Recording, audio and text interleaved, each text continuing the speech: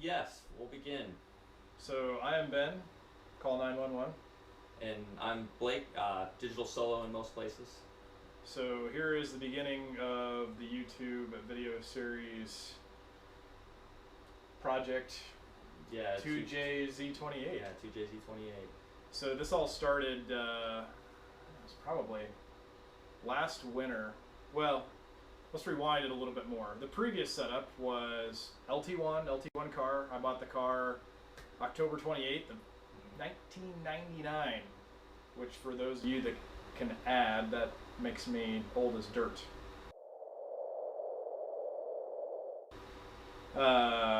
And the car is 20 years in my name, so I've had it for a long time. Been through several different combos with it. The last combo What was... is the car? You should probably mention what the car is, Oh. other than an LT1 car. That's probably a good start. Yeah, it's a '95 Camaro Z28.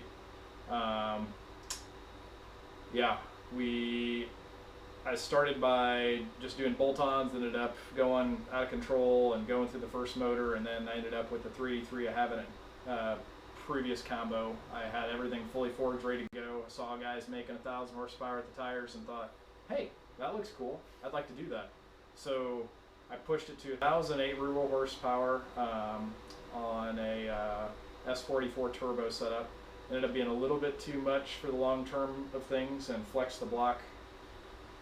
And it sat for the last several years, and it's just been sitting, and it's been bugging me. And I was thinking about going turbo LS like everybody else, and I looked into that. I wanted to make it strong to take, that power level on a regular basis. So at first I was looking at LQ4 blocks, and I realized that if I'm going to push 1,000 horsepower on a regular basis, the LQ4 at some point is just going to push water, unless I need a 6-bolt head design. Yeah, you're looking at the LS Next blocks, Yeah. or like the LSX ones. I looked at the LSX and the Dart block, and Yeah. I liked the Dart a little bit better for the oiling. I felt it was a little bit better value, and I was looking at everything, doing the math, getting the heads, everything, and looking at that, and then I think I saw something on eBay that was like, hey, I could put this in the Camaro, and I sent it your way. It was, an Aristo 2J with transmission. And you're like, yeah, it can be done. Well, how much work is it really to do? Really, are we talking about? I'm like, no, it's not that bad.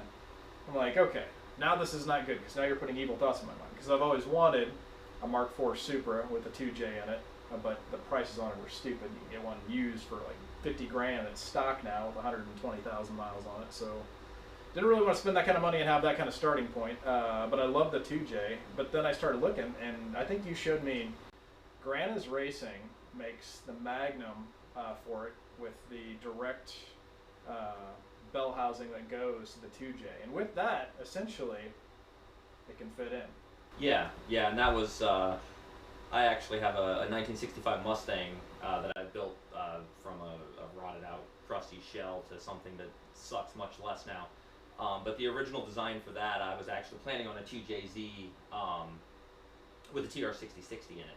And so I'd done a lot of research on what it would take to do it in a rear sump pan and how to make a transmission fit.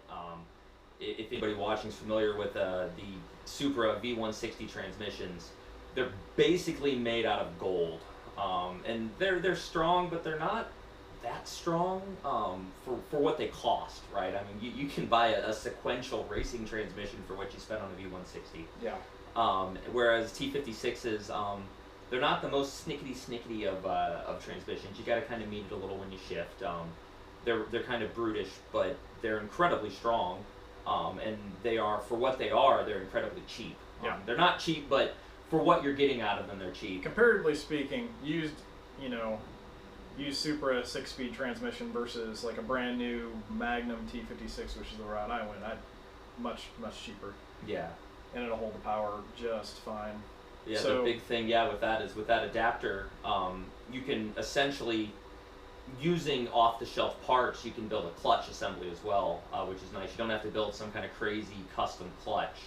You can essentially get a pilot bearing or pilot bushing that works, and then you can use essentially GM clutch plates in a super clutch, as long as your diameters match up, and you can get parts readily to be able to service it and maintain it as well without having to have everything be custom fabricated, which equals custom expensive. Yeah.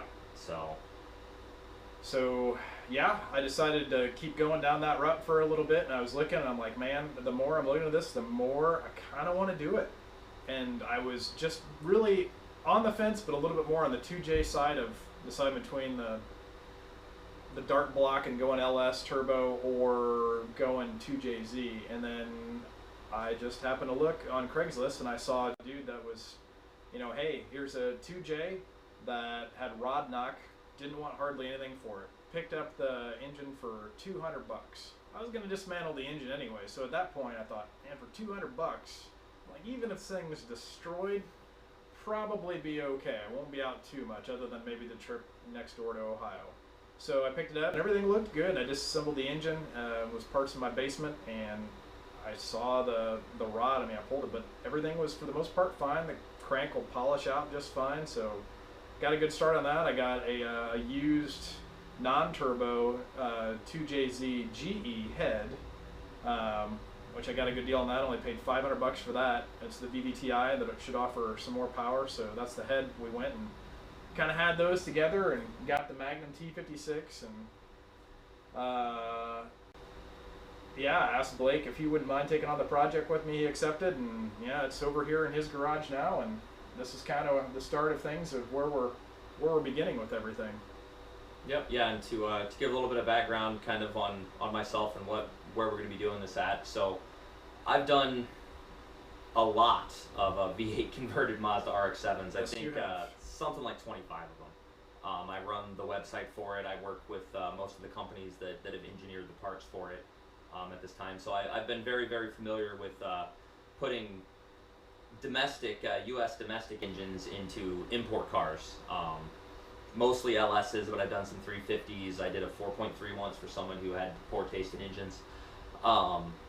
So I've got a lot of experience that way, and again, the whole inverse of it kind of sounded fun to do an import powered domestic and kind of, we'll say, alter people's expectations. I think is going to be really interesting, and with the parts that we have on hand so far, which is just a few right now, but we've proven that it should be a viable build.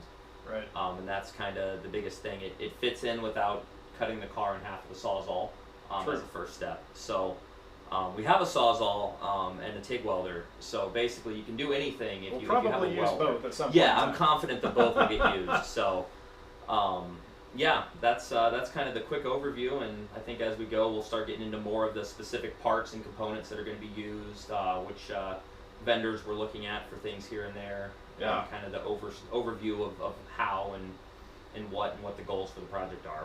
So. Right.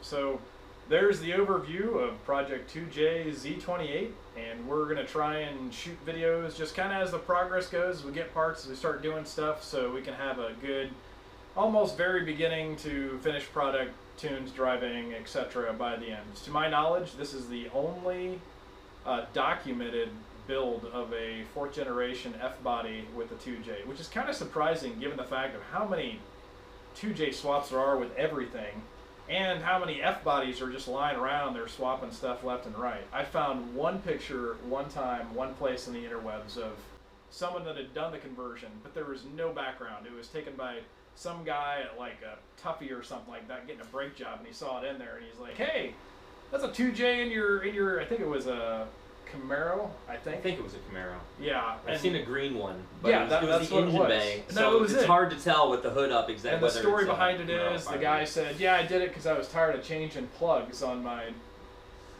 engine, so I don't know, and that's the only info that was on it, period, that one picture. So far from anything documented. This should be the first documented 4th gen Z28 2J swap that's ever been done and documented. So yeah, my theory on it is that it surprises me it hasn't been done more, because you think since all the F-bodies are missing their LS1s because they've been putting 240s and Volvos and RX-7s, that there'd be more F-body rollers running around to donate their engine bays for 2JZs. Perhaps I'm the only foolish one enough to piss everybody off between import and domestic and go this way. I don't know. Yeah, the problem is there's nowhere to park at the car show when it's done. That's building V8 RX-7s. When you're done, you don't know where to park. Yeah. So you can't pop the hood and you're all right. But yeah. So stay tuned for more.